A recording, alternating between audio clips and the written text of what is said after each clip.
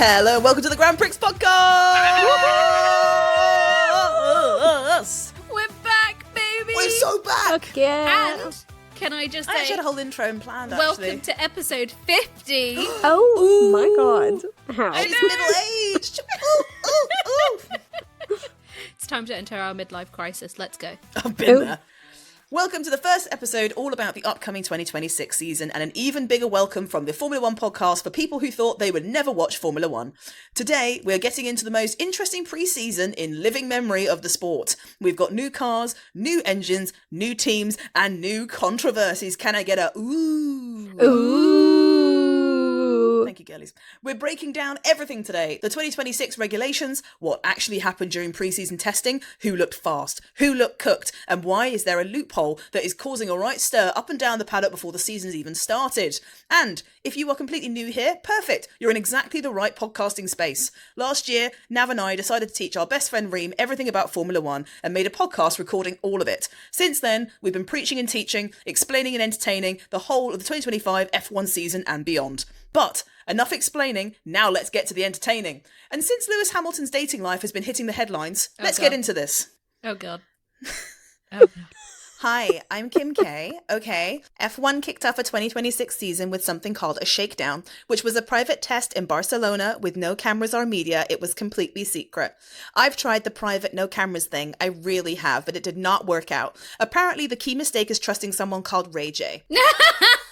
Four-time world champion Max Verstappen told the press this week that the new cars are not fun and feel like Formula E on steroids. He said, "A winning car doesn't matter to me. It needs to be fun to drive." Babe, I stayed with Kanye through the presidential campaign, the MAGA hat, the White Lives Matter shirt, and the anti-Semitic Twitter breakdown. Do not talk to me about staying in something that stopped being fun. You're in a fast car going round a track. You're gonna be fine. Hi, I'm Courtney. Oh, my God. Hi. Everyone's saying that the biggest technical overhaul Formula One has ever seen. Everything is new, and they keep saying nothing in the sport will ever be the same again. They think that's a big change. My stepdad came out as a trans woman on national television. I'm fine. There is also something called the boost button. Drivers press it when they need maximum power. It gives the car an instant surge of energy on demand. I have a supplement for that. It's called Lemmy. It's got ashwagandha in it. Clinically, it probably does less than the boost button, but it has better branding, and Gwyneth Paltrow liked to post about it. Formula One also introduced new fuel that they're using that is made from sustainable sources like carbon capture, non-bio food mass, and municipal waste, which I love. I have been fueling my baby Rocky for 2 years with my breast milk, and if you judge me for that, A, B, C, D, E, F, G, I have to go. I remember when she said that, it made no fucking sense. Hi, I'm Caitlin. Oh. What the fuck do you want? 5 So minutes many of fame. things the world isn't interested. Formula One is all about cutting technology, speed, competition, and reinvention. I also had a widely celebrated reinvention. It was my Diane Sawyer interview, which got 60 million viewers. I was also on a Vanity Fair cover. And then I voted for a man who is currently trying to legislate trans people out of existence, twice. So maybe don't take anything I say that fucking seriously. Amen. There's a massive engine scandal this year. Mercedes found a loophole in the rules that let their engine run beyond the legal limits on track while technically passing every single test. Everyone is furious. There's an emergency vote to close it. I actually ran for governor of California with no policies, no platform, and it was actively against the rights of my own community. I lost miserably, which I wouldn't normally mention, but Izzy from Grand Prix is using this intro to highlight how fucking awful I am. Anyway, Mercedes found a loophole and used it. At least they did the reading, unlike me. That's my intro. Didn't actually have any sort of closing part to that. Now, as your best friend, Yeah. I am furious. Why? But as your manager...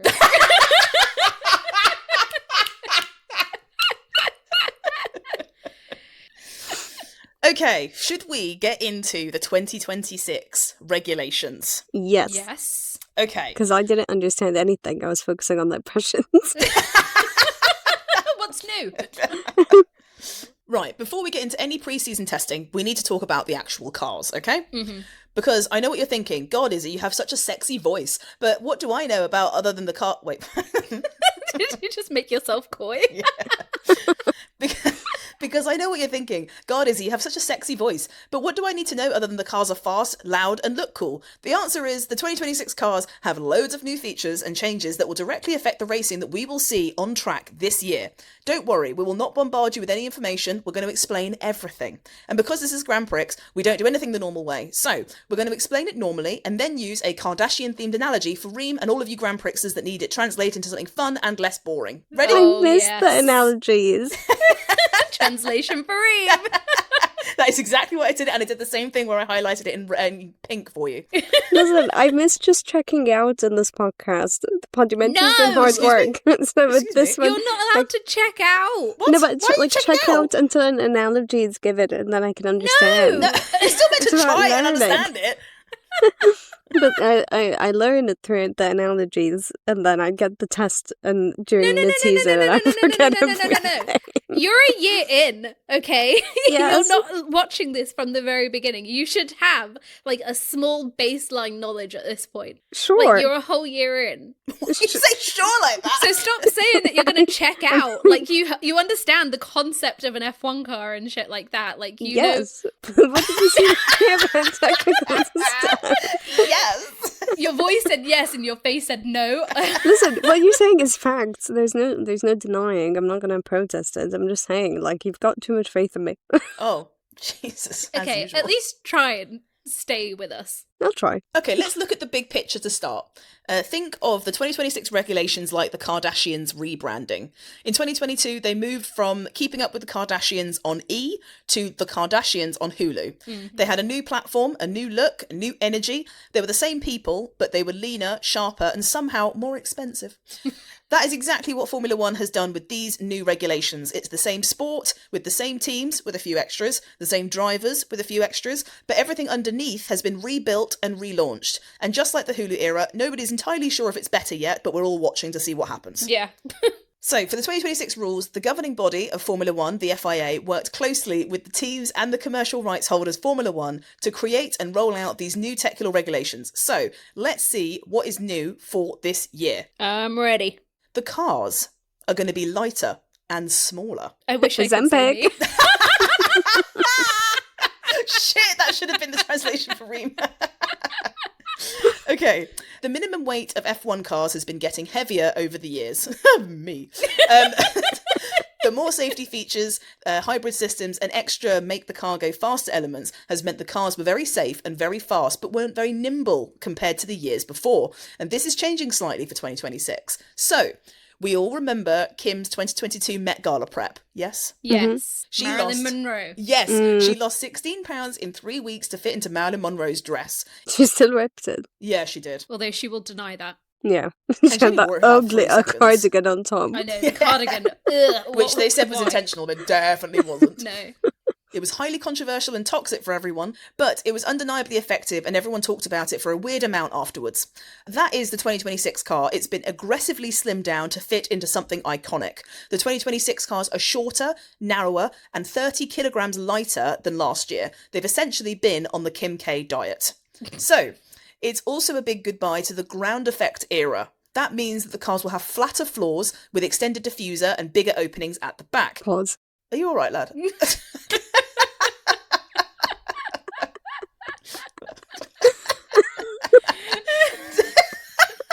Well, she's tickled herself there. She really has. Tickled herself right at the big opening at the back. To be fair, there is a Kardashian analogy to be put in. A few basketball players have gone into that entrance.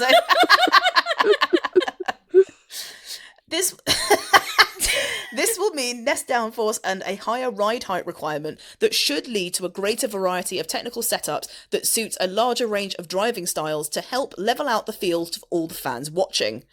Right, we're getting into it. Active aerodynamics, the wings that open and close. Dun dun dun. Thank you. Right. For 15 years, the rear wings on F1 cars had an active element as part of the DRS, or What does that stand for, Reem? Oh, come on. Expect a pop quiz. Drag. Reduction. Anything else? Oh. Speed. No! Oh! System. Why do you always do that? System. System. Why'd you always go with speed? I don't know. Because Formula 1, speed. Yeah, so DRS or the... Drag reduction speed. No! System! System! Why'd you say it second time with so much confidence? One more. Okay. The DRS or the... If you say speed, I'm going to lose my mind. Drag reduction system. There we Okay. go. Yes, Just queen. one go. Third time's a charm. It had restricted use during a Grand Prix, and only chasing cars within 1 second of a car in front were allowed to use it, and then they were only able to use on specific straights. The new system is usable by all of the cars all of the fucking time.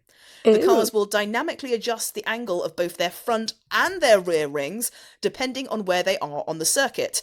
In the corners, the flaps will be in their default closed position to maintain downforce, which means they can suck their car to the track and they'll be able to move around corners easier. They will then be able to move to their open position to engage a low drag mode, flattening the wings to reduce the drag and increase top speed.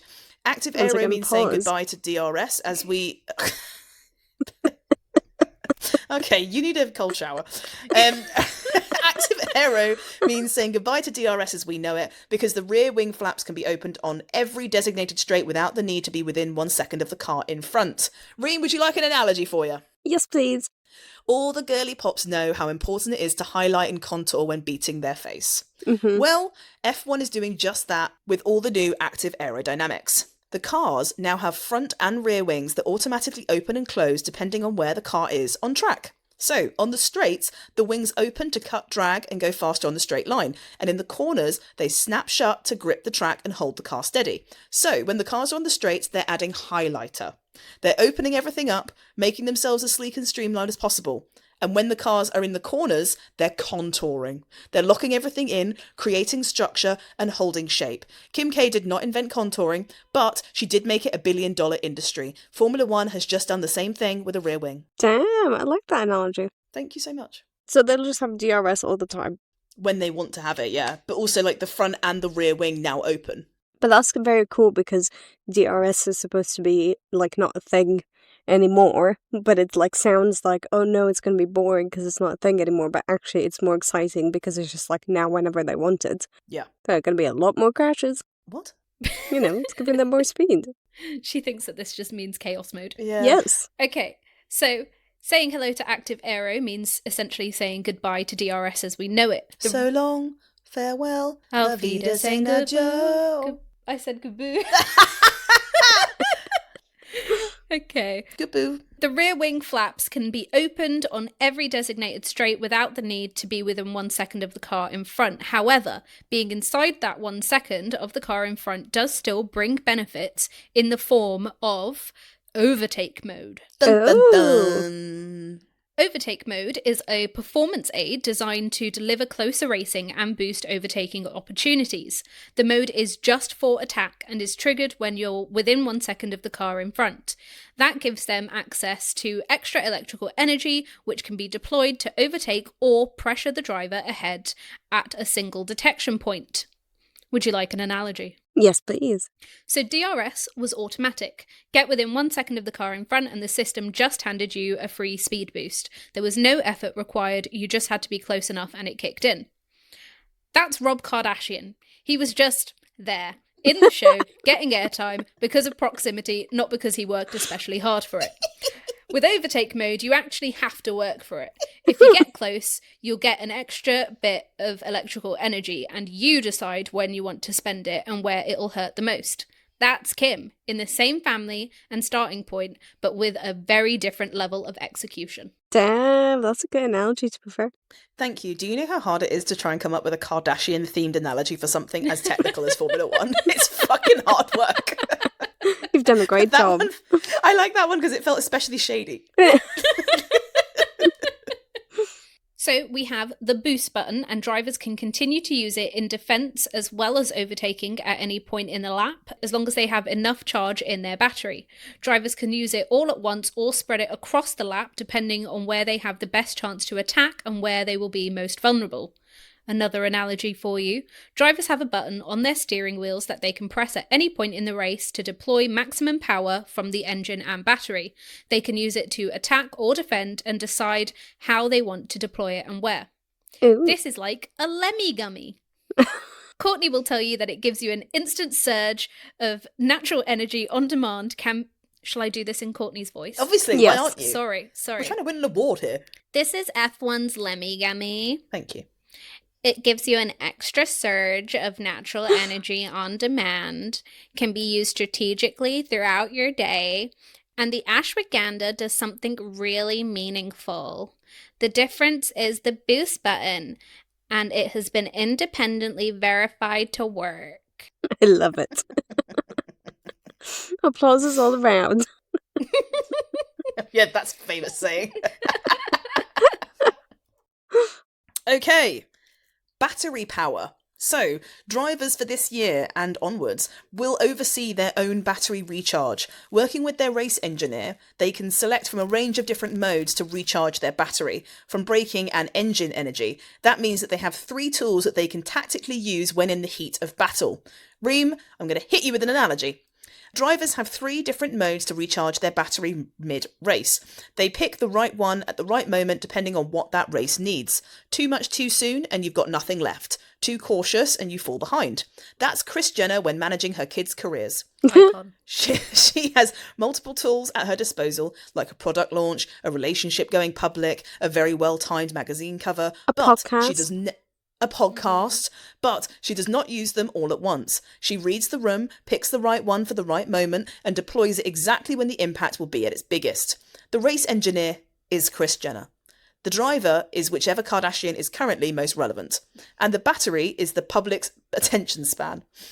Manage it badly, and you're Kendall in a Pepsi ad. Manage it well, and you're Kylie on the Forbes cover. Or Kim with a sex tape. Or Kim with a sex. I'd say that's a positive thing, yeah. Okay, right. Reem, are you ready for the biggest part of these regulations? Yes. Okay. The new power units. The first goal with these regulations was to attract more engine builders, and in 2026, F1 has 5 power unit manufacturers, one of which is new and 2 that are kind of new. Mercedes and Ferrari are still about, and they'll be powering quite a lot of the paddock. Mercedes have their own works team, Williams, a new customer in Alpine, and reigning world champions McLaren. Ferrari will power their own works team, plus Haas, a new F1 entry, Cadillac. We have a new collaboration between Red Bull and Ford that will power the 2 Red Bull teams. Honda will return as a fully fledged manufacturer with Aston Martin. My God, we'll get onto them. And since taking over the Sauber team, the new Audi team will have a new Audi power unit. I'm excited for that. Same. So, why do we call it a power unit and not an engine? Because technically, it's not just an engine. It's an engine plus a bunch of other crap. So, there's a turbocharger, a battery, a motor, and control electronics. So just calling it an engine is like calling an iPhone just a phone. It's technically true, but it's also massively underselling it. But for the purpose of this podcast going forward, engine and power unit mean the same thing. You can use it either way because we don't judge, and honestly, we don't actually care. So, what does it actually mean for how the cars drive? For the old era of F1, roughly 80% of the car's power came from the petrol engine and about 20% came from the electrical motor. Electric was always the support act in that little double up. But from 2026, do you know what the split will be? No. Could you take a guess? Take like a really common sense guess. Yeah. Take like the most obvious guess. Take them. Yeah, just the most common sense guess you can think of. I don't know. Okay, but like keep thinking. A percentage split between electric. We've said this so many times in the fucking podumentary. How have you not grasped it? It'll be electric and manual. What are you saying? No. What's the percentage split between petrol? 50-50. Fuel? Okay, thank you. Petrol and manual? What the fuck does that mean? No. I'm still trying to get to your point. I'm waiting for the analogy. That's you just scrambling for any words you can think of. That was a word salad, no dressing. Half petrol, half drag reduction speed. Half petrol, half vibes. I think that's what you run on. Where did the Lemmy Gummies come in? I miss Courtney. Okay. Ew! All right, Scott. If people don't watch the Kardashians, they're so washed for this episode. Did I explain why I did a Kardashians intro? Yeah. No. Okay, good. Lewis's relationship. Oh yeah. I thought you were going to say because you've been binge watching the Kardashians. Don't reveal that information. Listen, I don't talk about my personal life that much, okay? Do you want to replay the outro from last week? I want to be the mysterious one in the group. That's long gone. Fuck you! Okay, from 2026, it's 50-50. Half petrol and half... Fuel.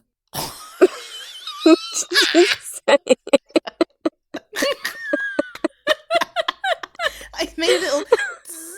What's Pikachu? What was he made of? She doesn't know Pokemon. Okay. If it's half petrol, the other half is... Like a Tesla. Electric. What's a Tesla? Yes. There you go.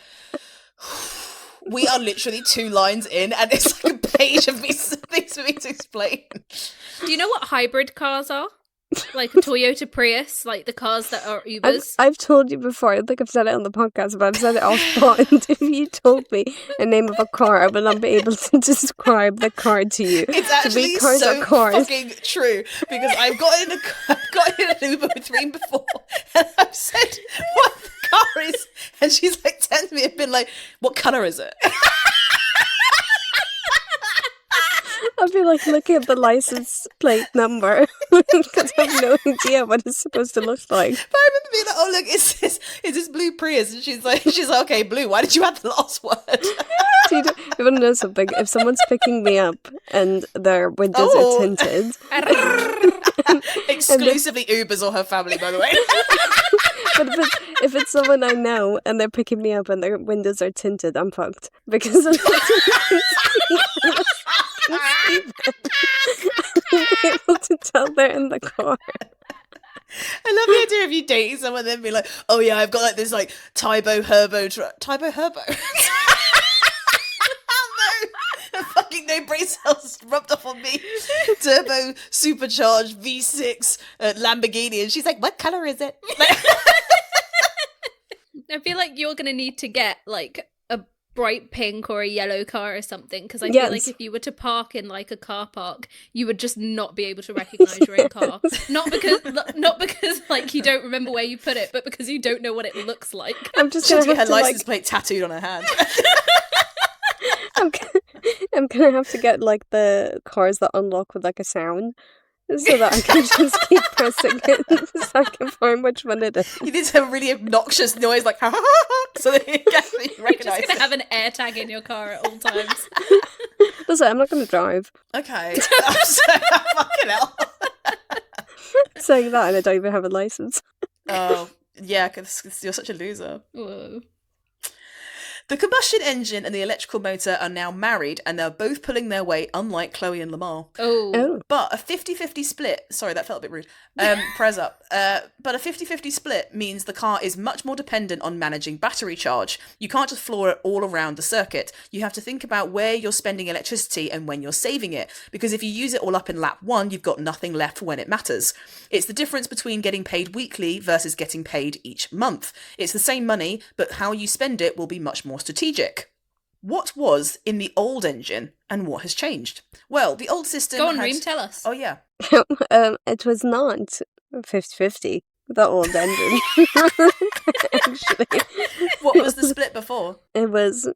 I'll tell you what. It wasn't half fuel. No, half petrol, half electric. What was it?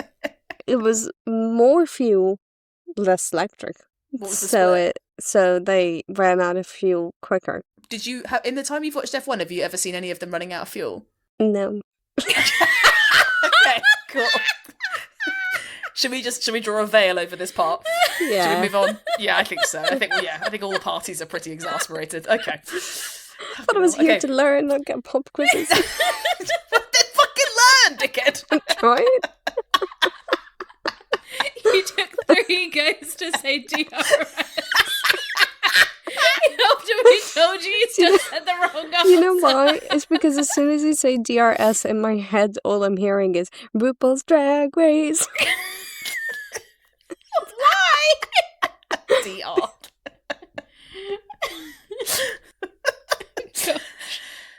Okay. I've worked so hard on this and it's just pointless. Anyway, the old system had 2 ways of recovering and recycling energy. Think of them like 2 different types of charger for a battery. So, the charger one was the MGUK. This one harvested energy every time the driver braked. Kinetic energy, or as we know it, movement, gets converted into electricity and stored in the battery. This is the same technology that exists in hybrid road cars like Toyota or Tesla. Mm-hmm. Sorry, I was laughing because I just recognised it to you and they're just like blah, blah, blah, blah, blah. Like Ubers. Yeah, like Ubers. Yes. It's been universally adopted. It makes sense. She's saying. Charger 2 is the MGUH. This one harvested energy from the hot exhaust gases coming out of the engine, and that heat got converted into electricity. It was clever, but the problem was that in 18 years of this technology existing in Formula 1, not a single road car manufacturer adopted it. It was so complicated and so expensive that nobody outside of F1 could be bothered to use it. So for 2026, they binned it, gone and deleted like the Jordan Woods of F1 components. Shade of it all!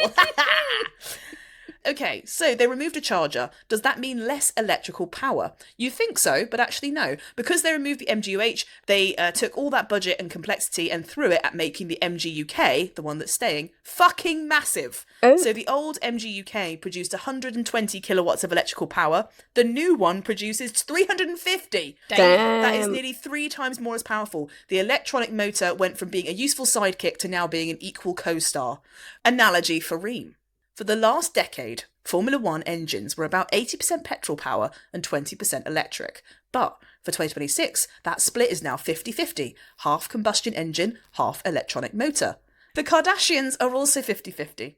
Half of what they do is old school Hollywood. The glamour, the drama, the red carpets, the tabloids. That is the combustion engine. It's loud, it's powerful, been around forever, and runs on something that probably isn't great for our environment.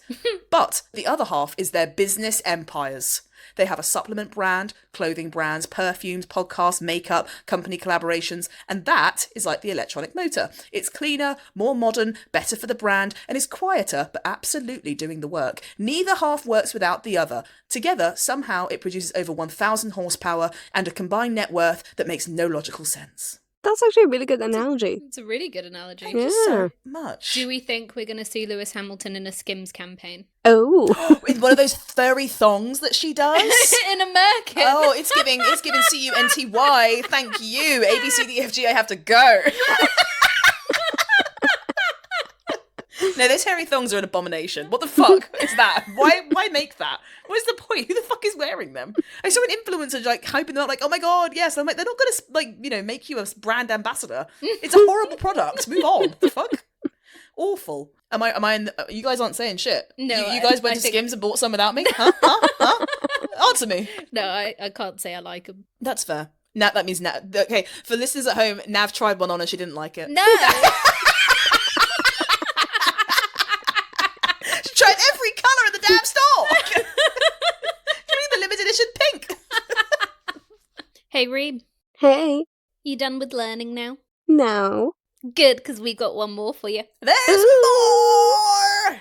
The 2026 Advanced Sustainable Fuels. Ooh. Doesn't that sound like fun? Yeah. Actually, it is. Sorry. We're about to find out. Spoiler alert. That was Sorry. so like ad break. Sorry, it was. It actually really was. Sorry. No, there's no ad breaks here. So from 2026, every single Formula One car will run on fully sustainable fuel. The fuel is made from things like captured CO2 pulled directly from the air, municipal waste, and non-food biomass. Municipal waste, by the way, is just like everyday recycling. I looked it up. Nice. Oh. Because for whatever reason, I thought municipal was like monkeys. I thought it was like monkey poo. Why did you think that? Because I feel like they come from like a family of, you know how like, oh my god, I'm losing my mind. I also sound really stupid. I need to pull this back really quick. Okay, I'm like panicking. You know how like a lizard comes from like, he's like an amphibian. Yeah. Oh no, he's a reptile. Mammal, darling. No, a lizard is a reptile. No, I think you're confusing municipal with mammal. No, I'm not. There's what? Okay, type in where do monkeys come from? Whoa, that's quite a big question. But like, what is the group that, like, if you have? Oh my god, I'm struggling. What's the word? Monkeys. You're realising how stupid the point is. No, it's like they're like they're called like maniples or something. Like, you know how like. Did you just think they were going off to Nepal collecting a bunch of monkey poo and turning that into fucking petrol? I googled where do monkeys come from, and it was saying a bunch of countries. So I've googled now what animal group is a monkey, and it says primates. Oh. And they are. I thought there was a word like mammals. Like, no, not mammals. Like menopause. Menopause. I'm just making menopause. That's what they're from. Menopause. I've always thought that about them. Marsupial. Marsupials! Oh, God. Redemption! The point is still invalid, but redemption. Why are you trying to bring me down in 2026? We're only 2 months in, bro. So in conclusion, the petrol is not made out of monkey poo. No, it's not made out of marsupial poo. It's just everyday recycling, like paper and cardboard. I looked it up. Makes sense. Okay, back to actual F1. That was the ad break. Ad break for marsupials near you.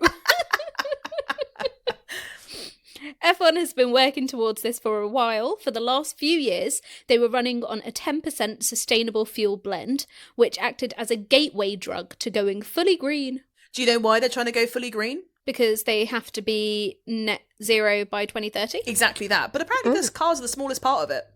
Like, it's all the logistical Why stuff. am I saying this like this isn't in the script? Sorry, carry on. Oh, okay. I was about to say it. I'm acting like this is like knowledge I've got. I've just realised it's in the script. 2026 is their full commitment to this sort of fuel.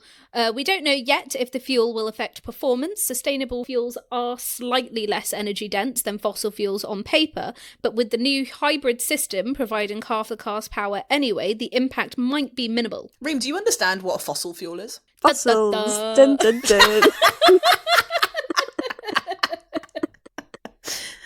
No, seriously. Fossils. Dun, dun. That's what's running in my head. Is that the only bit of knowledge you have under the tab in your mind that says fossil fuels? Yes, why would I be interested in knowing what fossil fuels is? Because it's part of like GCSE science. I did not take science, I took environmental studies. Oh my god! That's terrible! This is all making sense! You never stood a chance, child! The education system failed you! I also took math studies, but I focused Instead on of the more what, creative as subjects. What do you mean math studies? Do you mean like instead of actual math, you It did was like- something else? It was like the lowest level of math that you could take. What's 6 times 7? 21. 42! Okay. That meme is 9 plus 10! Covering up your lack of fucking math studies with a meme. I'll repeat, it was the lowest level of math studies. So I was interested. God, Okay. I missed this podcast. The fuel manufacturers, Shell, Petronas and Aramco, are spending enormous amounts of money trying to make sure that their fuel blend is the fastest. So there is a whole invisible competition just happening in the fuel tanks. And an analogy for you, because I know all of this has gone in one ear, come out the other, Yes. and you know, your education system has failed you. F1 has gone fully sustainable with its fuel in 2026. Nothing in the tank comes from crude oil anymore. It's made from recycled waste, captured carbon, and biomass. But the cars are only a tiny fraction of F1's actual carbon footprint. The freight planes, the hundreds of trucks, the entire travelling circus moving to 24 countries a year are all still very much happening. It's like Kim posting about climate change from her private jet. Everyone is very, very proud of it. It's absolutely the right direction and we should acknowledge it, but let's not pretend the private jet isn't still in the air. Yeah. Ladies, welcome to the pit wall. It's the shadiest corner of the Grand Prix bar. Ooh. We've got cocktails, we've got receipts, and absolutely nobody who works in Formula One communications is allowed in. The pit wall is where we come when the drama is too good. We need to sit down, lean in. It sounds like we're about to kiss. Sit down, lean in, and go through every single detail slowly with a drink. Before we start, for this little bit of tea I'm about to spill, what drinks would we like? What long drinks are we having? I personally like a Long Island iced tea, as it is a bad decision in a glass. Wink, wink. I like a penis collider. A penis collider is a fantastic choice. Tropical. I want a Kardashian-themed one. What would be a Okay. Kardashian-themed one? A sex tape on the beach? Yes. Ah, that's a good Yes, I want There we that. go. Okay, a sex tape on the beach. Nice. Okay, so it's lights out and away we spill. The most feminine I've ever heard you sound. Rude. Sorry. Don't be so fucking Rude. Right, ladies. Today we're talking about the compression ratio controversy. It has been simmering away since December 2025, and we're going to explain why this technical loophole has been the talk of the paddock. So, first things first, what even the fuck is a compression ratio? I read your minds. Inside the car engine, there are cylinders. Inside those cylinders, a piston moves up and down to compress a mixture of fuel and air before it ignites. What's a The more you piston? piston is pew pew. Pistol. Well, pretty much the same thing. What do I work in F1? I don't fucking know. It's just like a mechanism. Yeah, Okay. it's a phallic mechanism. Like you fire on all pistons, Okay. cylinders. Fire on all cylinders. Reem, okay, fine, I'll look it up. It is a critical cylindrical component, and it's like a pump that goes up and down. Think about that sexual act, and it's basically that. It converts heat into electricity. So the more you compress that mixture, the more power you get out of it. So more compression means more speed. The compression ratio is literally just the measurement of how much you're squishing that little mixture. And in the 2026 rules, the FIA states in Article C5.4.3 that no cylinder of the engine may have a geometric compression ratio higher than 16.0. Right. The reason this is important, because with this regulation having been defined, it was defined in the first iteration of the 2026 regulations, which was first published in 2022. Okay? So, that's down from 18.1 of the previous era of cars. They decided to lower the limit, everyone agreed to it, and it's been in the rule book in 14 different variations of the 2026 regulations. And this regulation was even defined in the very first iteration. So, easy, done, there's no drama here. Or so everyone thought. Dun dun dun. December 19th, 2025, the rumours begin. Right before Christmas, I was probably having mulled wine, love a mulled wine. Word starts leaking out that at least 2 engine manufacturers may have found a way to run a higher compression ratio than 16.1 on track while still technically passing every single legal test. The names being whispered were long-time rivals, Mercedes and Red Bull. Dun dun dun. Here's what they allegedly figured out. The rules say the compression ratio can't go above 16.1, but the rules also say that compression ratio is only measured when the engine is cold, at ambient temperature while still sitting in the garage. But all metal expands when it gets hot. That's just life. And Did you know that, Reem? No. Okay. Once again, education has failed you. And it's called thermal expansion. That's just a science thing. It happens to every single engine. What Mercedes allegedly did, and we have to say allegedly because nothing's been actually formally proven, but is that they engineered a specific component inside their engine that expands at a very particular rate when the engine heats up on track. Just enough that once running at full temperature, the piston sits fractionally closer to the top of the cylinder than when it does when it's cold, which pushes the compression ratio above 16.1. So, the engine measures perfectly legal in the garage when it's cold and it passes the test with the FIA. Then it goes out on track and quietly does more than the rules allow. Oh. Such a hack, honestly. Such a hack. So, they essentially got dressed for the inspection and then changed their outfit the second they left the room. Oh. The And, only the, part that and, made sense the, now. and they're not being called out for it. Well, whoa. I never said that. Well, listen, we're in the pit wall. The Yes. shadiest corner of the Grand Prix bar for a reason. So, I bet you're wondering, how much does this actually help? Estimates range from practically nothing to as much as 20 to 30 horsepower per lap. That could translate to 0.2 of a second across a lap.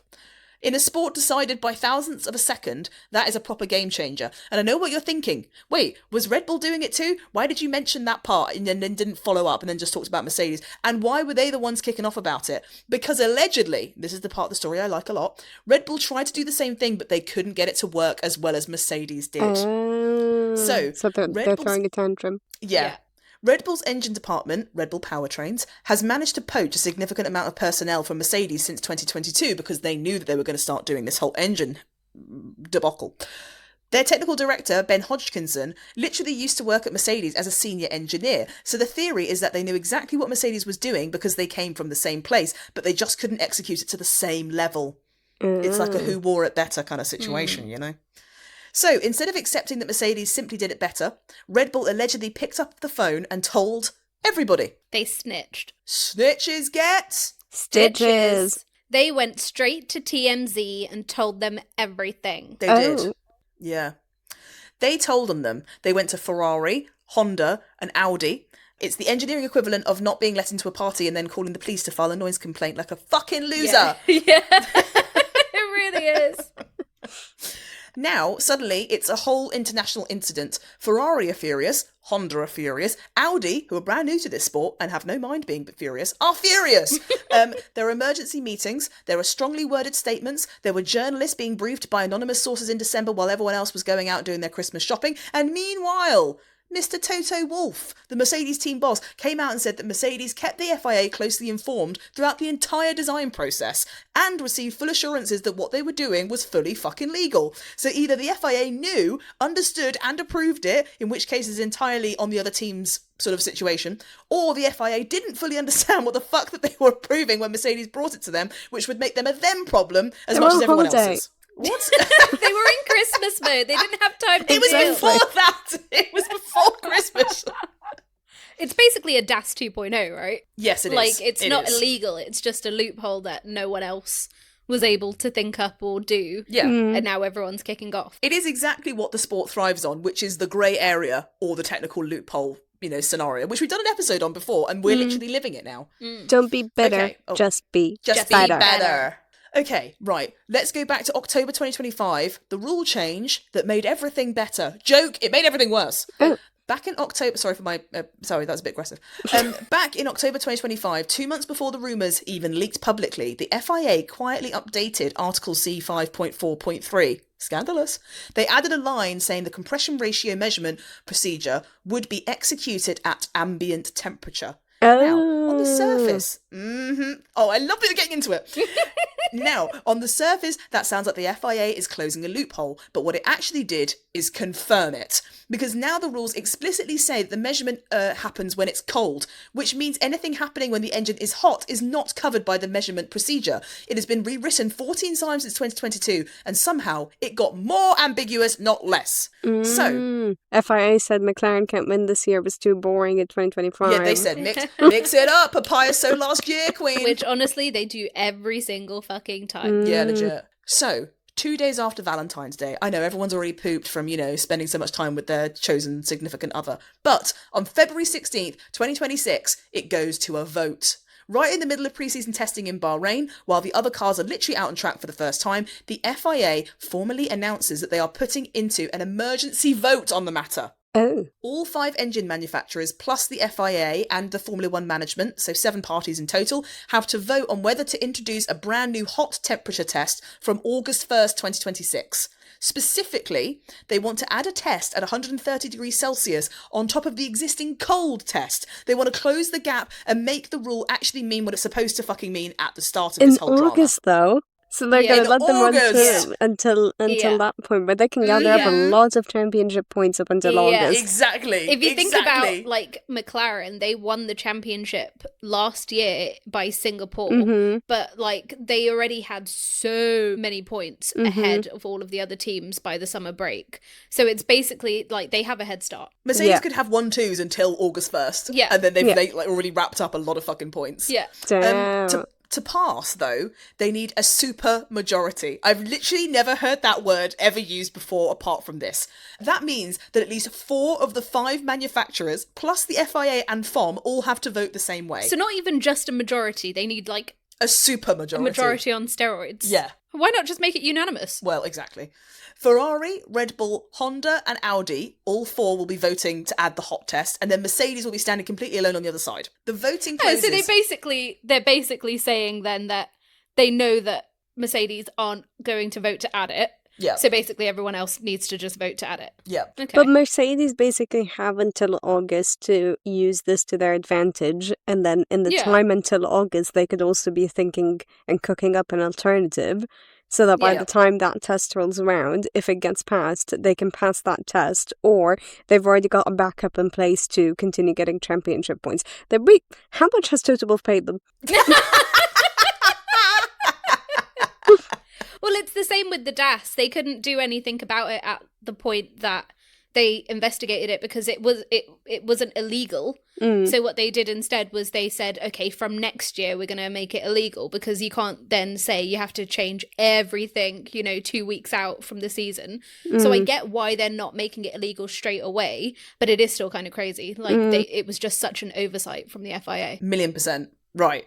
The vote closes on February 28th this year, one day before what is called the engine homologation deadline, which we need to talk about what that means because it's the most important detail of this story. So, homologation is basically the FIA saying, right, pencils down, submit your final engine design, that's what you're running all season. Once that deadline passes on March 1st, your engine is locked away, girl.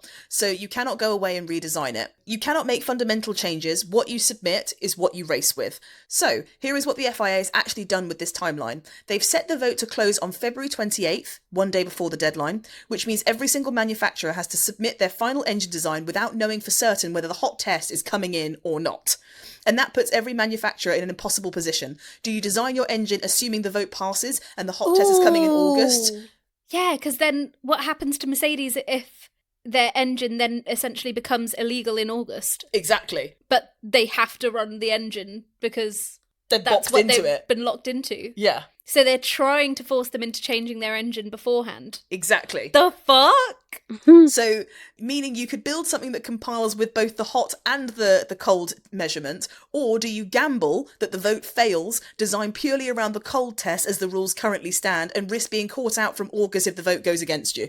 Damn. That's a lot of races from August to December. Yeah. It will be around Hungary, which is about 13 races in. So they can change the engine. No, not if they lock it in. Yeah. It's like before getting married to Chris Humphries, Kim was unhappy in her relationship and she had to decide whether or not she actually wanted to go through with getting married to him, and ultimately decided to get married to him because she already had the People magazine deal and all of that, and it was going to make a lot of money, and they had the special on Keeping Up with the Kardashians, and then she had to get divorced from him 72 days later. I feel this drama's going to go a lot longer than 72 days, though. Well, yeah. Yeah. But it's still tasty. But what if... It's still tasty. What if Red Bull manages to find a way to make it work for them, like find the same loophole, and then they actually don't vote to go against it? I think they'll still vote to go against it. But if it gives them an advantage as well. But they're coming to the party late, so Ooh. it won't be as tried and tested as Mercedes is one. Ugh. Oh, it's spicy. It is I love spicy. new regulations. I know all of the F1 purists are like, oh, get rid of these F1 regulations, scrap them, they sound shit. I know Max thinks the cars are rubbish. Stop and taking stuff my like content, that, that's but, coming later. It's exciting. Even with the vote passing, which it almost certainly will, the new hot test won't come into effect until the 1st of August, which is after the Hungarian Grand Prix, which is race 13 of 24, which means Mercedes, McLaren, Alpine and Williams, everyone running a Mercedes engine, will get to go to Australia, race through the first half of the entire season completely legally under the rules as they currently stand. Ferrari even ruled out lodging a formal protest at the opening race, because what are they going to protest? Mercedes told the FIA said it was fine, the rules as written don't cover it until August. Imagine going to HR and saying, yeah, we see what's happening, we're updating the policy in August, and you just have to sit next to the person for 6 months going, cool, this is fine. That is Ferrari's life right now. If they get to August and it's then becomes not legal with the FIA, and Mercedes has chosen to keep that like loophole, is it that they would get disqualified from races, or is it that they would just get fines? Because they might just be okay with getting the fines. It depends what the FIA deem as the punishment. It could be a disqualification, or it could be grid drops, or it could be fines as well. But I feel like because it's technical regulations, it will be more racing reprimands than it will be monetary, right? Yeah, it'll I feel probably like be a combination. True. I feel like it changes the outcome. I feel like they'd be willing to risk fines but not so much risk like stuff that affects the actual races. But history shows us that the FIA aren't very good at making clear what the penalties and repercussions of breaking the rules are. Yeah, like if you look at the cost cap era, like in the first year, Red Bull went over the cost cap and there was basically no information about what the punishment was going into it. Like it was like, okay, yeah, you overspent. Okay, cool, what's the punishment for that? And they decided it after the fact. Yeah, they needed a consequence so that people were deterred from doing it, not just this is what you can't do. Yeah, but if they don't know what the consequence is, like it's a gamble. Is it worth it? Maybe it's like if it disciplining means a you're going to toddler, win isn't the it? championship. Yeah. It's like if you say like don't eat those sweets and you don't back it up with like why, like what would happen if you do eat the sweets? The kid's going to eat the sweets. And then if you say right, I'm sending you to an orphanage, they'd be like, oh, well, that was a bad gamble. Anyway, and does the rule change after August actually stop them? Nobody knows, and this is the fun little twist that we have. The new hot test will be run at 130 degrees Celsius, but there's a real possibility that whatever Mercedes has engineered only kicks in at temperatures higher than 130 degrees. In which case, the new test catches nothing. Mercedes passes it anyway, the other teams went through 6 months of emergency meetings and international votes and achieved absolutely nothing. And actually, here's the final irony. Introducing the hot test might make it harder for the other manufacturers to copy what Mercedes has done, because now you have to design an engine that passes the cold and the hot test rather than just the cold.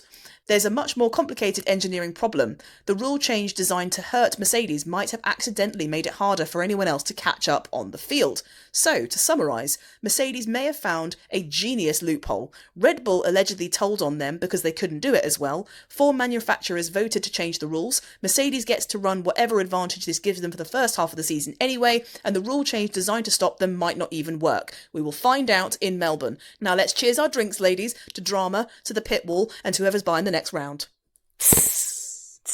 I don't know.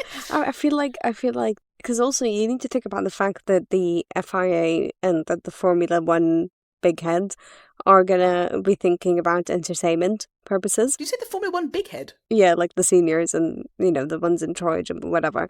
They're gonna be thinking about leadership. Why would you go with big head? That's funny. I couldn't tell if it was like you were calling us a big head or something. But they're gonna think about entertainment, and I think if they get disqualified one race, it will be like great shock value.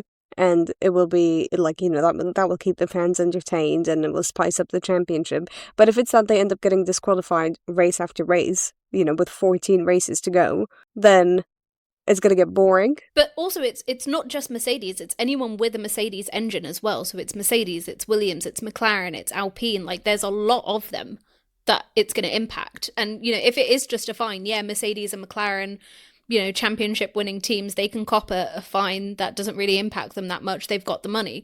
But a team like Williams and Alpine, as we know, don't have as much money because they are historically at the bottom of the championship table. Yeah, that's true. Wait, so the loophole isn't just for Mercedes' benefit? Well, it's Mercedes engines. So it's which they give to other people as well. That's kind of changed my mind. Well, it's kind of changed my mind on it a bit in terms of how it will play we on it. We cannot watch Alpine win the championship this year.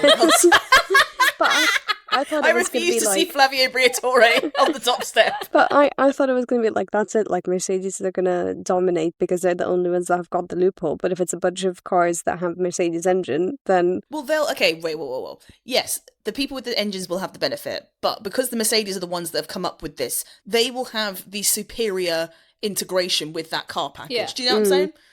Because they're the ones that have built the engine to fit into their car, and then they have a customer teams that then, sort of homologate that. Yeah, they basically give that engine to the other teams and say, here we go, try and work out what you're going to do with it now. And they won't give them the full instruction manual that they'll have. It'll be redacted with stuff. So the teams have to kind of integrate that into their system and make it work. Which is part of the downside of being a customer team rather than a works team, is that you get, a superior engine from a team that knows how to make an engine, but you don't always know what you're actually meant to do with it. So Okay. that isn't guaranteed that it will be every Mercedes engine will have the same advantage, but will all those Mercedes engines be able to pass the test? We don't know yet. Yeah, because if you think about it as well, like McLaren obviously have won constructors for the last 2 years with a Mercedes engine. You would think, well, why weren't Mercedes winning if it was their engine? Well, McLaren ultimately built a better car for the engine, and Mercedes actually built the worse off car for their own engine. So it's all swings and roundabouts. Should we Interesting. get into pre-season testing with that Yes! drama? There is more things to be Yes! covering here, ladies. So we've left the shadiest corner of the Grand Prix bar, Oh, the but pit I wall. liked it there. Don't Yeah. worry, we're onto something new. Welcome to Fast and Furious, Which one? the Grand Prix one. Oh, I'm going to run through all of the biggest moments, the winners, the losers, and the moments that made us go, da fuck, that came from the Barcelona shakedown. So, the Barcelona shakedown, for those that don't know, was 5 days of pre-season action with a difference, as it had no F1 media presence at the circuit, and the teams ran the cars and engines behind closed doors before heading out to the public tests in Bahrain. Why are we doing this with so much pre-season testing? This is very new. There's 2 rounds of testing. It's because these regulations are so huge and so groundbreaking that the teams wanted to have an assurance that they could have a private test and then a public test. I didn't like it though. I felt like they were keeping secrets from us. Honestly, they also weren't very well. There was so much fucking media around it. It was crazy. So much came out. They It were was crazy. teasing. So I'm going to go through all of the... I can't go through... Okay, I can go through every single day, but do I want to do that? No. Do you want to hear that? No. No. I'm going to give you the highlights of the biggest moments. And So the let's do it. lowlights, please. I want to hear what went wrong. Oh, it'll happen. Okay, first point. The Silver Arrows are back. Before Barcelona, Mercedes have been tipped as being the 2026 favourite, but it was mostly whispers and reputation. After Barcelona, it became kind of fact. The Silver Arrows are back, and they would very much like everyone to know about it. Damn. They were the first cars on track, day after day, lap after lap, with barely a hiccup. Kimi Antonelli in the morning, and then it was George Russell in the afternoon. They haven't been trying to hide how good they're feeling about their 2026 car either. Their engineers, their drivers, their entire body language screamed that we know something that you lot don't. McLaren actually came out and referenced how high of a bar some rivals were setting without naming names. They did not need to name any names. Everyone knew who they meant. So historically, there's a term in testing called sandbagging. Yes.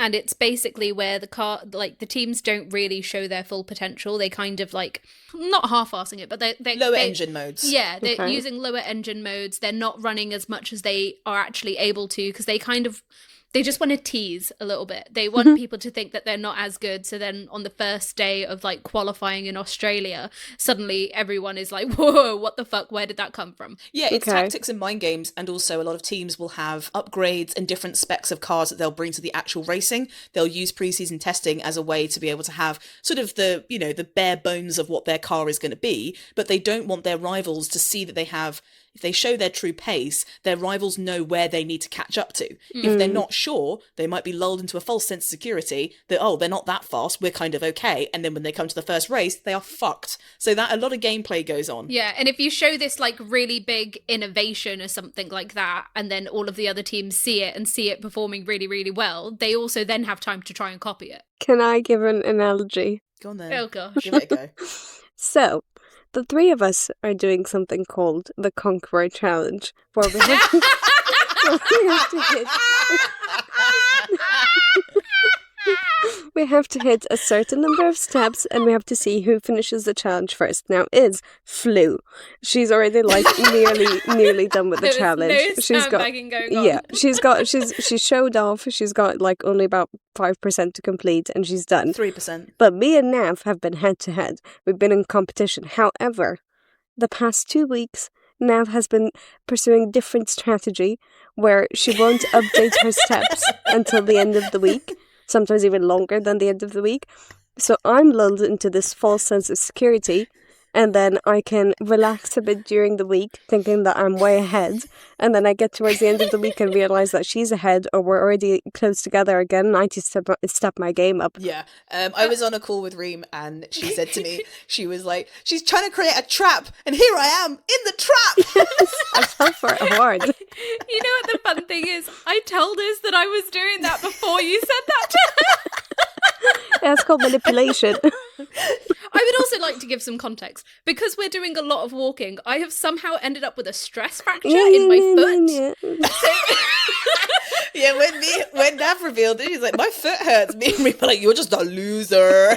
And then she got it confirmed. We were like, no. And then I went for an X-ray, and like at one point Iz was just like, oh, what foot is it that hurts? And then like started twisting my foot around, and I was like, yeah, it hurts. And then like a week later I get an X-ray, get told I have a stress fracture, and then like she's like getting up from the sofa, and like I have my feet up, and she accidentally puts her whole body weight on my foot, and I'm looking at her like, dude, Well, listen. I literally just hey, for the viewers at home, that's not because I'm heavy, it's because her foot is weak, okay? Listen, Fucking put that You in know there. what? Yes, at the moment my foot is weak, and I have to start pursuing other routes of trying to not lose this challenge. But if you- that means mind games, guess what? You fell for it. What does that say? but listen, if you're doing 20,000 steps a day in Air Forces, yes, you're going to get a stress fracture. Sometimes I wear New Balance. Okay, right. You know what? It was a fucking sound analogy. Well done for that one. It was. Thank you. Okay, the next thing that happened, Williams weren't there. Ooh, Oh, yeah. yes. Subheader, Williams were not there. That's Sorry, actually that's so exactly what my funny. script says.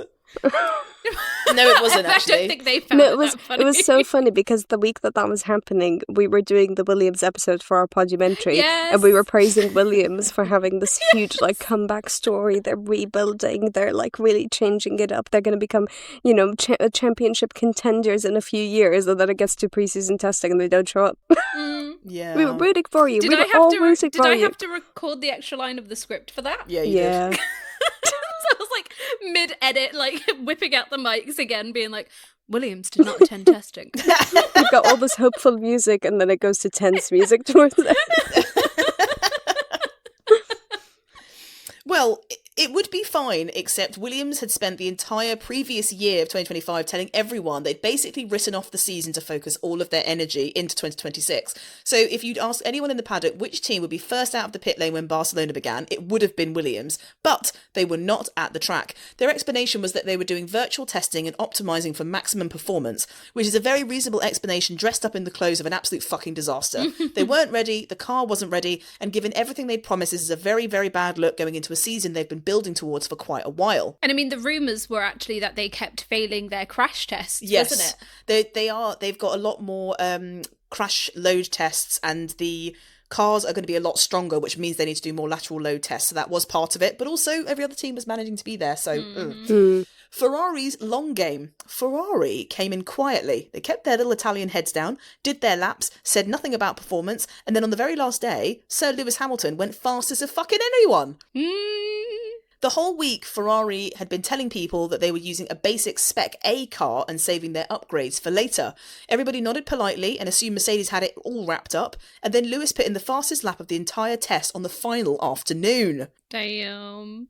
The next headline, the Red Bull engine actually works. Red Bull have built their own engine from scratch in partnership with Ford in just a few years. The universal expectation from the paddock was that it was going to be rough in the early stages because new engine departments always are, just the nature of it. Instead, we were treated to an impressive energy deployment on the straights that genuinely turned heads. The car ran across both the Red Bull and the Racing Bull teams and managed to complete hundreds of laps between them without any major drama. Well done to them. Genuinely was not expecting that. I'm No. not going to lie to you. I thought it was going to be a big fucking challenge. I'm not saying that it can't be still, but I was pretty impressed Yeah. with that news. Audi's nightmare first day. Oh no. I know. Audi have taken over from Sauber, built their own power unit, hired a strong lineup of Nico Hülkenberg and Gabriel Bortoletto, arrived in Barcelona ready to make their debut at the highest level of motorsport, and on day one, they managed to complete 27 laps when Nico Hülkenberg stopped on the track with a hydraulic leak early on, and that was essentially it for their day. Oh dear. But they have recovered. Vindication! By their final day of running, they'd done 145 laps between their two drivers. Their technical director was very measured about it, saying it would have been a very pleasant surprise if they'd run faultlessly from the outset on a brand new car with a brand new engine. And I think that makes sense. That's fair. I Humble. think that's fair. Yeah. The last one is, the secret test wasn't really that fucking secret.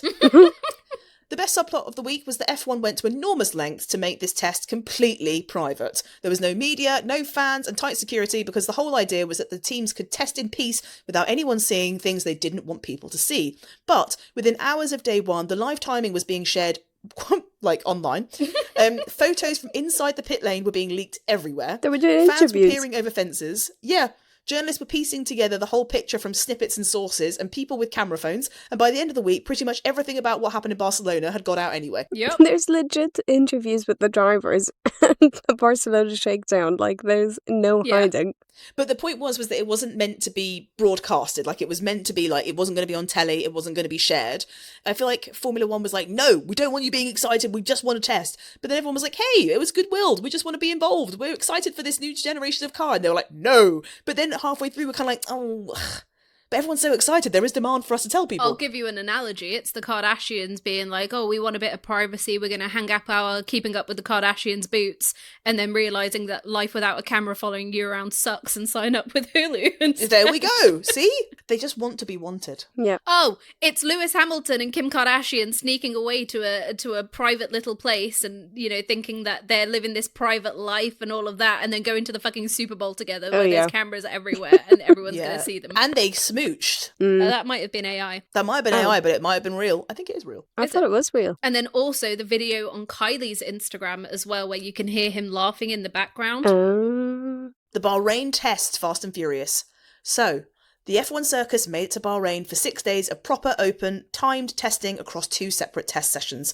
There was media access, lap times, drivers' interviews and press conferences. We were starting to get a clearer picture of how the 2026 season might go. Woohoo! And what a picture it turned out to be. Let's get Fast and Furious! Yay!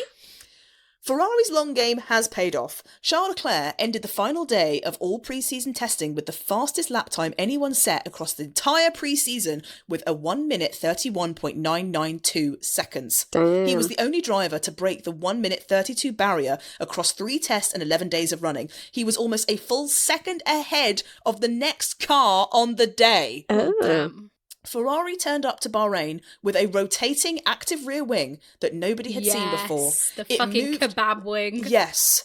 It moved through more than 100 degrees, more than anything the regulations had been expected to produce, and it only appeared briefly before Ferrari quietly put it back in the box. Social media quickly dubbed it the Macarena wing, and we of course all saw the kebab rear wing photo that was dubbed and probably made by AI and exquisite. And on the last morning of testing, Mercedes introduced a brand new 4-element rear wing. Nobody had seen that before either. Ferrari were fastest and Mercedes still had pace in their back pocket. And Australia is still only 2 weeks away. I actually can't wait. Same. I can't wait to go. The cars go brum I brum. hope it rains. Okay. Chaos mode activated. I kind of hope it rains, and I also hope it doesn't, because it's like I want to see the new regulations at full force, but also last year Australia with the rain was so chaotic and so enjoyable to watch. Well, it did rain in Barcelona. What I think. Huh? It did rain in Barcelona for the first private test. Yeah. It did rain for a bit. So they have had a little bit of running with the wet, but I agree. I don't know what would be better. Maybe a dry qualifying and a wet race. Ooh, Yeah, maybe. Yeah, that's a good combo. That'd be kind of cool. Right. Aston Martin's nightmare gets fucking worse. We need a moment of silence for Aston Martin, because what happened to them in Bahrain was genuinely quite painful to watch. Honda's engine is down on power and efficiency and is also encountering various problems across the internal combustion engine and battery. They had battery and power unit issues. Honda's reliability problems would not stop. And on the very last day of all pre-season testing, the final chance to get some laps in before Australia, Aston Martin completed 6 laps and then packed up and went home with over 2 hours of track time still available. And reports suggested that Honda were potentially down to their last battery that they had on site. On top of that, Lance Stroll has publicly said they were 4.5 seconds off the pace. And Fernando Alonso ended the entire preseason testing as one of the only 2 drivers who couldn't break 100 laps total. Damn. Williams, who had missed all of fucking Barcelona, completed more laps than Aston Martin. Oh, that's not great. It's really, really genuinely so bad. I'm so shocked. Alonso pulled up at one point, got out of his car and just like left, and then in his interview afterwards he said it's quicker if I just walk the lap. Like, it's bad. I did not think I was good. I hope they have a turnaround, but if this is where they're at, it's a fucking shocker. If Adrian Newey was still in Red Bull and this was going on, he'd have been fired already. Yeah, fully. Fully. Well, it's bonkers because Aston Martin came into 2026 with one of the most exciting stories on the grid. Adrian Newey, the greatest car designer in F1 history, joined them last year, and he has designed this car. So the potential is absolutely still there. Newey designed cars do have a habit of arriving late and then being devastatingly fast once they work. But to understand a Newey car, you need laps, you need data, you need to run it and push it and break it and fix it and learn it. You need exactly the kind of pre-season running that Aston Martin have not been able to have. So they're going to Australia with an unreliable, underpowered engine and only partially understood the car because they haven't had enough time running it to learn how either of them work. So, I mean, the issue is the engine, right? That's the main crux of it. And it's obviously a Honda engine, which is not good. My question is, because last year they were Mercedes engines, weren't they? Yes. Why leave a Mercedes engine? So you know you're going into a new regulation cycle, which is all about engines, and you know the last time you had this type of regulation cycle, Mercedes were dominant. Why would you leave that? So I looked up this, and there was a CEO of the Aston Martin team, a guy called Martin Whitmarsh, and he was basically saying that Mercedes and Aston Martin have the same goal, which is to win. So they don't feel that it's the right trajectory. They feel that Mercedes are too keen on winning themselves, that it doesn't profit them by taking their engine. I don't think their goal should be to win. What do you mean everyone's goal is to win? No, but I mean, it's a competition. They need to be realistic. They're currently midfield. Their goal should be to be, you know, the higher part of the midfield, not to win. Yeah, but when we entered an award, did we enter to try and come runner-up, or did we want to win? We wanted to win, but realistically we knew we were going to get, like, you know, run around. We were 4 months in. Yeah, but my point is we still came into it saying we wanted to win. Yeah. That was our goal. So you got to think big here. But with Honda, they have been trying to push their road car development with this sort of sustainable fuel thing, right? And the electronic hybrid start of it. So that's why that Honda are really interested in doing this piece of work and partnership with Aston Martin. And they felt, and so did Lawrence Stroll, this is the team and the manufacturer that we would like to collaborate together on. But Mercedes have already established their electronic road car thing, and they're already doing that with their road cars, and it's already an established and a well-executed thing. This whole, you want to win, we want to win, therefore let's not work together thing doesn't make any sense, because everyone wants to win, and McLaren have been winning even though they were a customer team. So it's like, it makes no sense to me. I think But that the maybe point is Mercedes were charging a bit too much and they'd spent all of their money on Adrian Newey. No, the point is that Honda are only making an engine for Aston Martin, whereas Mercedes are making a blanded out version of their engine for all their customer teams. So the idea, I'm assuming, is that they thought that they could have a more bespoke engine supplied to them via Honda than the relationship they currently have as a customer to Mercedes. I'm not saying that is worked out, but I'm saying that is what the plan probably was. Does Haas not also have a partnership with Honda? No, they are Ferrari. with Ferrari. Red Bull used to be Honda. And now it's their own engine. Yeah, with Ford. With Ford. Not great, Aston Martin. Nope. No. What if it's a play? I don't think it is. No. Breaking down isn't sandbagging, that's called breaking down. That's not the same thing. But there's like a thing, like their engine basically can't go above a certain number of revs before it just completely cuts out, which is insane. It is. Like they can't go over a certain speed without their engine just saying, nope. Would you like to hear something that's kind of crazy? Go on. Okay. Mercedes powered cars were averaging 600 kilometres of running per day in Bahrain. Ferrari was similar. Red Bull and Audi around 540 to 570 kilometres per day. Aston Martin averaged just over 240 kilometres per day, which is less than half. But in 2017, Honda were in their final and worst year of their partnership with McLaren, which, ironically, one of their drivers was Fernando Alonso. They had constant reliability problems, which has led to that iconic but very angry radio call where he basically said, like, GP2 engine to his radio engineer. That basically was a saying, Honda engine he was talking about. Yeah, and was saying that, this is, the engine is so much lower of a level than Formula 1. It's almost like GP2, which is a lower formula. And it was so catastrophic that McLaren ended that partnership early. And it is one of the most embarrassing chapters of the McLaren history. Honda's average of their daily mileage in testing that year was 240 kilometres per day. Aston Martin in 2026 are running 240. I don't get it. I don't get it. Why invest so much money into Adrian Newey, who's like one of the best engineers in Formula One? He was even, part of our Heroes episode for Formula One. Yeah. And then choose Honda. Yeah. It doesn't make sense. It's like a Kardashian spending millions of pounds on furniture for their house and then having a leaky roof. Yeah, true. Would you like your next headline? Go on. Max Verstappen said what he fucking said, and then the F1 boss said there was nothing to panic about. I can tell you what Max Verstappen's official verdict after 2 weeks in Bahrain driving the new 2026 generation of F1 car was. You want to know what it was? No. Not fun. Formula E on steroids, anti-racing, and the worst direction for Formula One. Oh. Doesn't mince his words, does he? Max was brutally honest about the fact that the 50-50 electric and petrol split means drivers can no longer just floor it around a circuit. You have to manage your battery, think about when you're spending it and when you're saving it, and in his words, you can't drive it like it's Formula One, you have to drive it like it's an energy management exercise. He doubled down in week 2 and said most of the other drivers privately agreed with him but didn't want to say it publicly. Ooh. He could be capping, we don't know. Yeah. If they don't want to say it publicly, we don't know. He also said he'd warned about this back in 2023 and nobody listened, and he would raise his concerns formally with the FIA. And I don't know if you guys saw, but Max was basically saying, like, I don't need to be in Formula One. I could happily just leave. Like, if this isn't fun, I won't drive it. And then Lando Norris was like, listen, you get paid loads, mate. Like, it's not that bad. Then he got loads of backlash. And then he was like, I was just joking. I just wanted to see what people would say if I said that. And everyone was like, shut up. Yeah. I thought that, like, he's a world champion. I thought people would be on his side. He's got a huge fan base.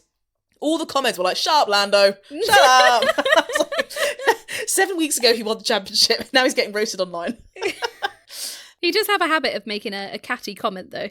Yeah, he's a little bit of a shady queen, isn't he? Mm. Fernando Alonso piled on too. I'm not surprised. He's having a hard time. He's allowed. Yeah, literally. Quipping that the cars had been so neutered that the team chef could probably drive one of the cars.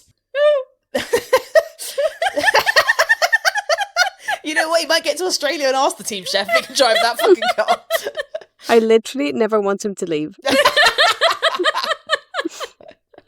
Then there was George Russell, one of the best starters on the grid, openly admitted that his 2 practice starts in Bahrain were the worst he's ever made in Formula One. Oh. So, multiple world champions, multiple drivers, all saying variations of the same thing, and the Formula One CEO, Stefano Domenicali's response to all of this, I don't understand what is all the panicking going on around. That's Chris Jenner doing the PR. Yeah. On a gummy, chilling out. Stefano went trackside at Bahrain, watched the cars for half an hour, personally sat down with Max to manage that situation, and said the racing will be incredible, solutions exist if problems arise, and that 99.9% of fans won't even notice the energy management issues because they can't feel it from the grandstand. But we can hear Max's radio. Yeah, we can see him moving really slow. We can see him flipping off every fucking person that he drives past. We can see Alonso headbutting his steering wheel to try and make it go faster. We can see Alonso getting out of the car, a chef getting in, not wearing a helmet, just wearing a fucking chef's hat and an apron. He also confirmed that before the Australian Grand Prix there is a meeting specifically to discuss fixes. It would include things like running at reduced electrical power to make the battery stretch further, and a technique called super clipping, where the engine charges the battery harder on the straights. He said very clearly, if the racing is not good once the season starts, they will intervene and react. I feel like maybe they could have done this a bit sooner. But Yeah. anyway.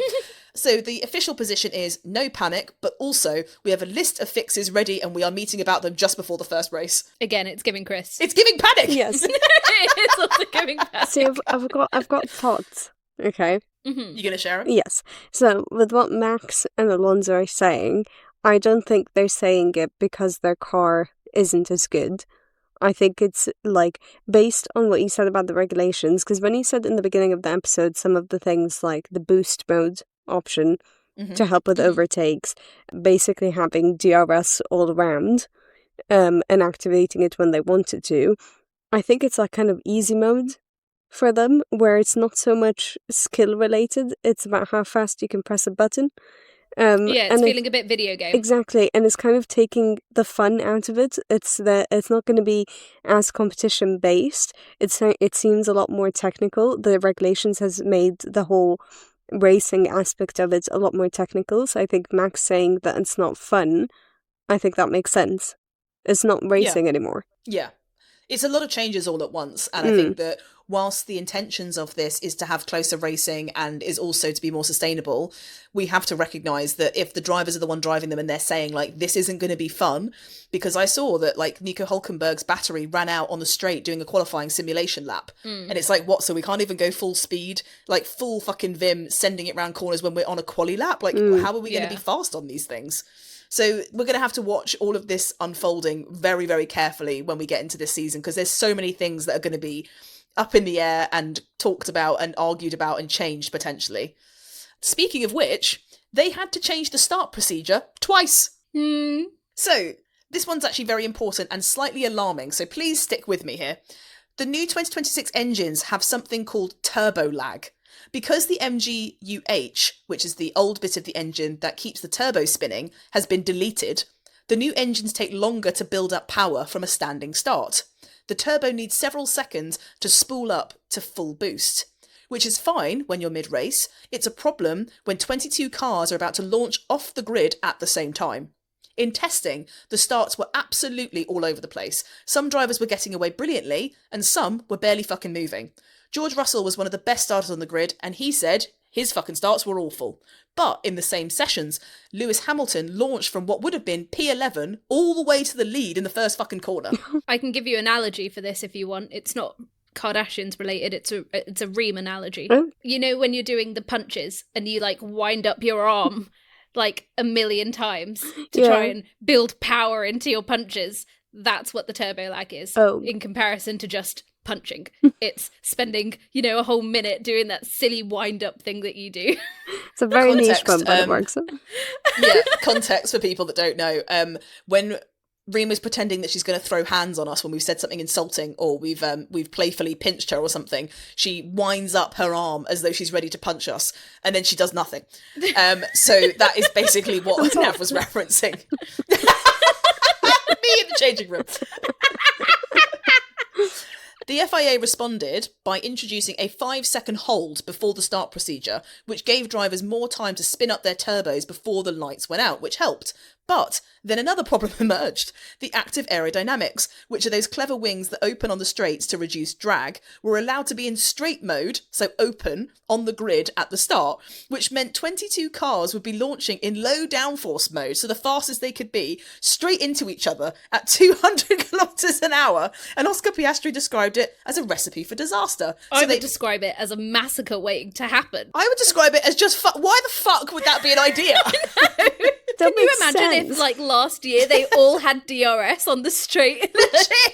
It's just crazy. But also, so 5-second hold for the start procedure. What the fuck are they doing for a safety car? Just from a standing start, because it's easier to do it when the engine's already running and they're doing something like a safety car. The thing's already running, right? So they can charge up their battery and harvest energy that way. But a standing start, they're trying to rev their engine up, and it's trying to wake the engine up like, it's starting it up. That takes about 5 seconds. Okay. So they basically were having the wings open, which means they're the fastest they can be, and then 22 cars are all fucking going off the line, and they're obviously like, well, that's going to be awful, isn't it? That's just going to be safety car after safety car. Some with more lag than others, so some might be going off the line faster than others. So imagine you have, a car in pole position that has a really slow lag, and even after the 5 seconds isn't going to be as quick off the line as the person right behind them in P3, for example, but they have a faster car with less lag, and they also have their wings all open. They're just going to go right into the back of them. Or hopefully both the rings will give them some flight and they'll fly over the top of them, and suddenly we're doing F1 flying. Oh god. So they banned the open wing or straight mode from the start, so drivers must now keep their wings in corner mode, which gives them full downforce from the grid in the first corner. I just think it was funny that someone was like, I think the wings being open is all right, I don't see any problem with that. I don't get Looks that. better on camera. Yeah, and everyone was like, no. And they're like, oh, yeah, you're right, that was dumb. I don't know, sorry, I was being a silly goose. Would you like to know some tech that turned heads? Yeah. Mm-hmm.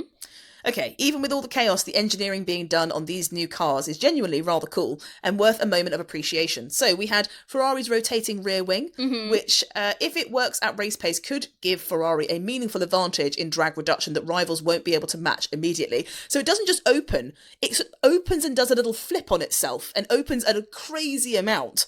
It's very clever. If you don't know what I'm talking about, go and have a look once you've given this podcast a 5-star review. It's giving gymnastics. It's giving I've gymnastics. said it to you girls before. It's very cool. Mercedes introduced a 4-element rear wing on the last morning, and it was something nobody had even theorised about these new regulations. Mercedes just turned up on the final day and was like, this is nothing, but it was not nothing. It was something. Audi, despite their reliability issues, introduced a completely new side pod design for the first Bahrain test. Oh. They're a totally new team with a brand new engine and still found time to bring a significant aero upgrade mid-testing. So 10 out of 10 for them. God loves a try. Also, every car looks different, every engine sounds different, every team has made different choices about how to interpret these regulations, and the divergence is only going to grow as the season develops. This era of Formula One is going to produce some genuinely remarkable engineering once Aston Martin gets their car to actually run, obviously. Shady. So, I know that was shady. So, the final part of this episode. I'm sure you want to know, what was the Bahrain verdict? Where do the teams stand? And I will, for the new fans, for Reem, and for the girlies, I will let you know. So, here it is, very simplistically written down. Ferrari and Mercedes are the clear frontrunners. Ferrari went fastest in testing, and Mercedes clearly have some pace in their back pockets. There is a good chance that these two are going to be fighting at the front. But then again, Red Bull are right there with them. Their new engine seems impressive, even if Max is still sulking about the regulations, so this could be a fight between 3 title teams. McLaren are the reigning world champions and weren't even running their definitive power unit spec in testing. Their real package arrives in Australia, so do not sleep on McLaren. Alpine and Haas were the surprise packages of the midfield. Both are looking genuinely fast for where they were last year. Pierre Gasly and Franco Colapinto could be regular point scorers immediately. Not Colapinto! And Esteban Ocon and Ollie Behrman could be the same. Audi and Cadillac are both new in very different ways and are both doing better than people feared. Audi is behind on pace but is improving, and Cadillac earn genuine respect from the rest of the paddock just by being professional and getting laps in, and will hope to outpace Aston Martin early in the 2026 season. Williams has an overweight car to the tune of between 25 and 40 kg. They missed Barcelona entirely, and they've been playing catch-up all pre-season. Carlos Sainz and Alex Albon are good enough drivers to paper over the cracks early, but Williams have a lot of work to do. And finally, Aston Martin managed 6 laps on the last day. That is the sentence. Let's move on. Oh. I'm so excited! Lewis Hamilton versus George Russell versus Max Verstappen. I'm waiting for it to happen. It can actually happen!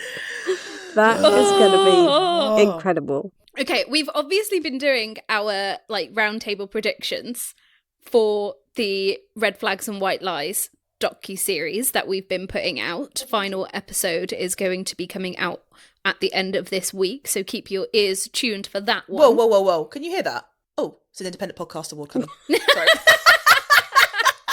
We've obviously been doing our predictions from that, but based on this very well put together summary from Iswiz over here, who do you actually think could win this year? Mercedes. But Really? Yeah. I remember what Toto said when Lewis had that final radio message. And for those that have heard the Merc episode, you'll know.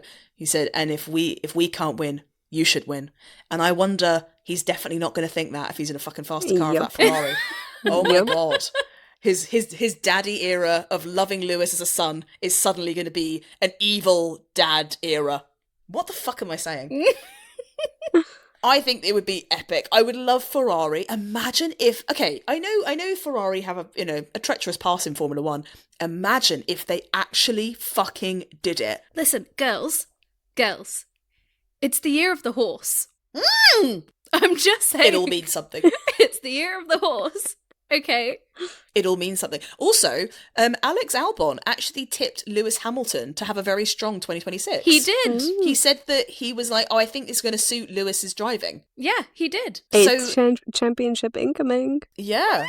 But also, Mr. Karen Russell, I would Yes. absolutely love to see him at the forefront of this title fight. This also- George Lewis Max showdown could actually happen, and I am like, Also, I Sean could want be in it the so mix. bad. Because Yes. Charles will be fighting for his first championship, same as George. So they've got But the same Charles is motivation. sloppy. He can make silly mistakes sometimes. Oh Charles yeah, was because Lewis is definitely really sharp. Charles was better than Lewis last year. By a fucking country Charles mile. got podiums last year. I think it's going to be such an exciting season. I love that we all discounted McLaren. No, because I think, no, here's the thing. People that are new to Formula One think that McLaren are the underdog. And they were, but McLaren have a rich, vibrant history. They are one of the most successful constructors in the history of the sport. And I remember someone at work was saying like, oh yeah, like, you know, they've always been papaya. And I was like, no, they haven't. That's like a recent thing. Like they were different colours over the years. That's like not a thing. So I feel like people see them as underdogs, but now they're on top. So it's almost like when you've seen a team get to that top step, you're like, okay, that was amazing.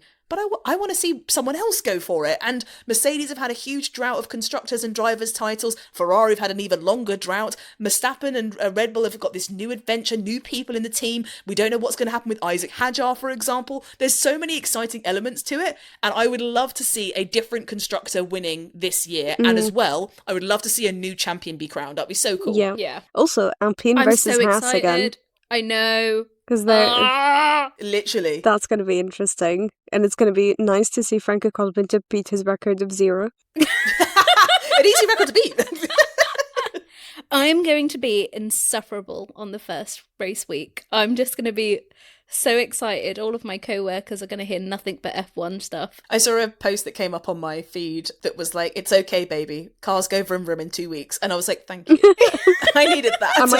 I might watch practice for the first time. We have to. We need to make some notes. Yes, I'm so excited. And Drive to Survive is out in a week Yes. at the end of this week. Yes. We will be doing an episode on that, as well as releasing our McLaren episode for the final instalment of Red Flags and White Lies. If you haven't listened to any of it, please give it a listen, because there's some very cool stuff going on in there. And also, if you're new to the sport, it will give you a great overview of each team, their personalities, their successes, their failures, dramas, and everything in between. Please listen to it. Please. Yes. So that is the regulations and the pre-season testing episode all wrapped up. We hope that has filled your brain with all of the information. Reem, do you think you've learnt stuff? Yes, I have. I'm really, really excited. Genuine? Good. Earnest answer. That was so sweet. Okay, so just to let you know what the content calendar is looking like now. So we've obviously just put out this episode. Thank you very much for listening. At the end of this week, you're going to have the final episode of Red Flags and White Lies, the McLaren episode. And next week, on Tuesday, 3rd of March, you're going to have the Drive to Survive episode, because on the 27th of March, the girlies are going to be binge watching, taking notes, giving opinions, and we're going to have that edited and released out to you on March the 3rd. And then on March the 10th, you will get to listen to the Australian Grand Prix episode! Season opener. Season One opener. of 24 I episodes. can't We're wait. so close! It's going to be fantastic. If you're new to us, please continue to listen to our content, because we have a lot of exciting stuff coming up. And if you're an old reliable, you know what to do. We're going to be adding some new stuff to our socials, doing a few more like individual sort of things. So keep an eye on all of our socials. And we're also trying to cook up a way to get you, our lovely Grand Prix, a bit more involved and really feeling like a Grand Prix. So again, keep your ear out on the episodes to find out how we can get you involved. And keep your eye out on socials, where we'll be posting updates about that. You can find us on Instagram, TikTok, X, and YouTube. We are Grand Prix Podcast, or Grand Prix Nav, Grand Prix Izzy, or Grand Prix Reem. Thank you so much for listening. We hope that you've been able to be preached, teached, entertained, and educated. We can't wait to talk to you next time around. See ya!